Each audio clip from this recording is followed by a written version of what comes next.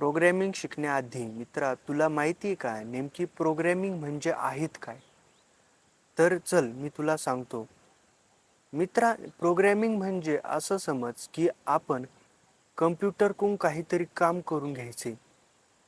Computer स्वतः कोणतंच काम करीत नाही. आपण कम्प्युटरला काहीतरी इन्स्ट्रक्शन देतो आणि ते फॉलो करून कम्प्युटर आपल्याला ते काम करून देतो. याला रिअल लाईफमध्ये तू असं समजू शकतो की मम्मीला तुझ्याकडून पोहे तयार करून घ्यायचे आणि ते तुला येत नाही. मग मम्मी तुला काहीतरी स्टेप्स सांगणार. पहिले तू कांदा काप, नंतर मिरच्या काप, कोथिंबीर काप. हे सगळं झाल्यानंतर तू गॅस चालू कर, गॅसवर कढई ठेव. कढई ठेवल्यानंतर त्यात तेल टाक. तेल टाकल्यानंतर कांदा मिरच्या हे सगळं परतून घे. परतून झाल्यानंतर पोहे टाक, मीठ मिरची हळद टाक. अशा स्टेप वापरून पोहे हे तयार होतील. याच पद्धतीने आपल्याला कम्प्युटरकडून काहीतरी काम करून घ्यायचे.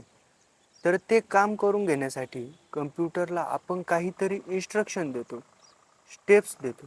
त्या स्टेप्स फॉलो करून कम्प्युटर ते काम एक्झिक्यूट करतो आणि ते आपल्यासमोर मांडतो. ह्या सगळ्या प्रोसेसमध्ये आपण कम्प्युटरला ज्या इन्स्ट्रक्शन दिलाय त्या इन्स्ट्रक्शन म्हणजेच प्रोग्रॅमिंग.